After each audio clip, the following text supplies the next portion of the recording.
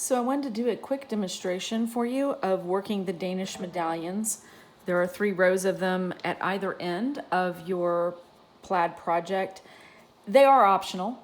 If you choose not to do them, you could simply do the picks of gold in between the picks of the blue, the lavender, and the white, and just have stripes here instead.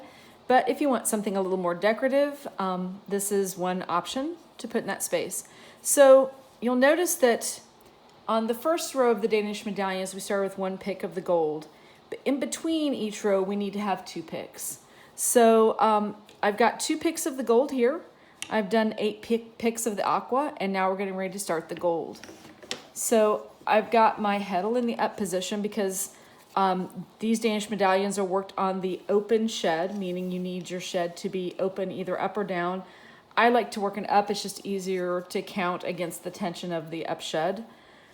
And so our first pick, when I began this, I was basically counting the number of warp threads, that I was going to work under.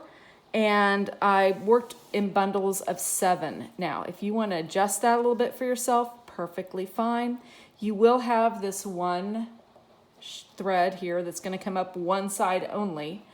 And one last tip before I forget, when you start your medallions, when you start them at the very beginning, if you're very strongly right-handed, insert your shuttle from the left to start that first pick so that you're always doing the fussy work on your dominant side. If you're left-handed, you can work them the other way. If you are ambidextrous or don't care, does not matter.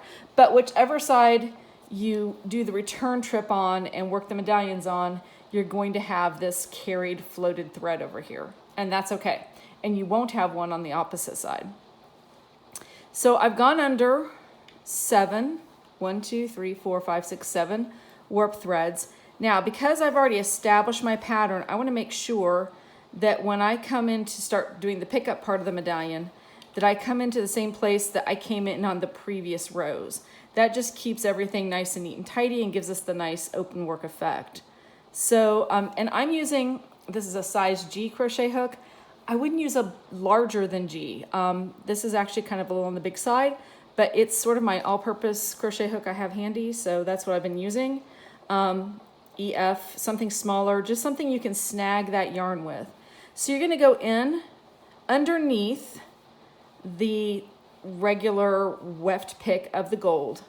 So you can see I'm in between my 2 gold weft picks. This one's doing the medallion.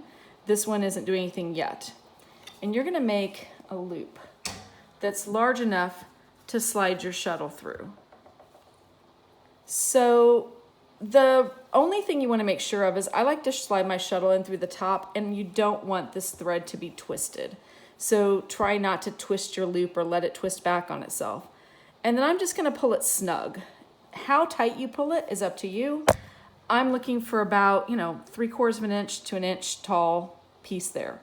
And then you just insert your shuttle back into your shed. 1, 2, 3, 4, 5, 6, 7. And I'm gonna look down here. Oh, wait a minute, I didn't count correctly. 1, 2, 3, 4, 5, 6, 7. There we go. Gotta have that purple one too. I'm gonna look down here and let me just go ahead and pull this through first.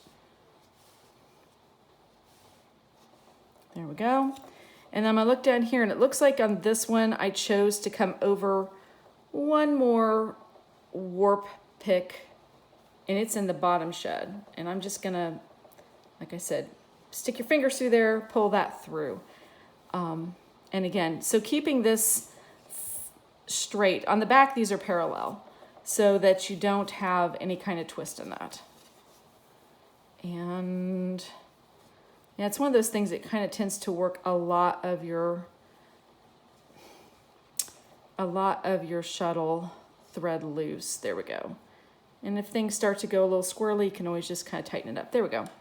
And then tighten that down. Now this last pick here that's arching, it will get beat in on your next pick. Now this is the last row. I only did 3 rows of Danish medallions for this pattern.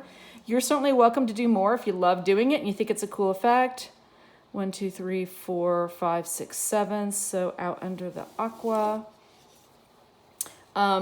It can be worked on the edge of garments like a scarf or something, but it does kind of require you to have fringe that needs to be twisted or handled in some way. And I, for one, am not a fan of twisted fringe on table runners, but it is kind of a neat effect. You can use it in place of a hem stitch, actually.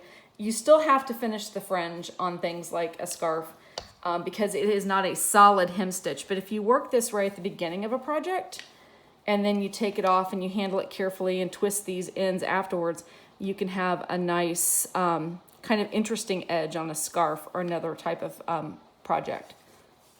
And I'm just going to keep going all the way across, making sure that I count 1, 2, 3, 4, 5, 6, 7, and that when I get ready to go through my fabric to pick up my loop, that I'm picking it up in the same channel or the same position between 2 warp threads that I did on the previous rows.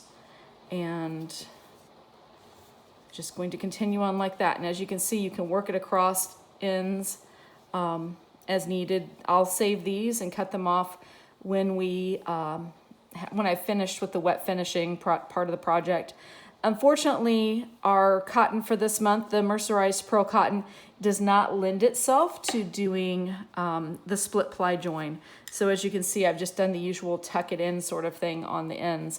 It is way too soft. If you try to unply this, once you get the 2 plies, they just sort of frizzle out into nothing. So on the one hand, there's a lot of color changes. On the other hand, we don't have to fuss with them. Just tuck in some tails and go on like you maybe first learned when you first started doing color changes. So nothing fussy, nothing special.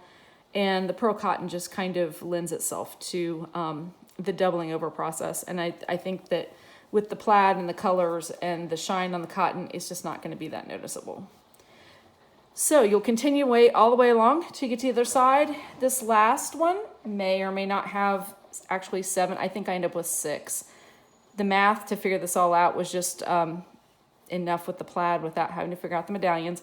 But you can see how on this side over here, we don't have any kind of carried thread. Now this would be the end of my Danish medallions, and then I would just cut my thread off about this long, wrap it around the outer warp thread, tuck it back in, beat, and go. So yes, you do want to beat this once you're finished. We can pretend that my rows are finished and I can beat it here so you can see what it looks like. And then I would just start with the next, I think there's a lavender stretch here before we get to the end. And that's the secret to Danish medallions. I hope you enjoy them. I think they look kind of cool. And definitely you'll be seeing pictures of this once it's wet finished.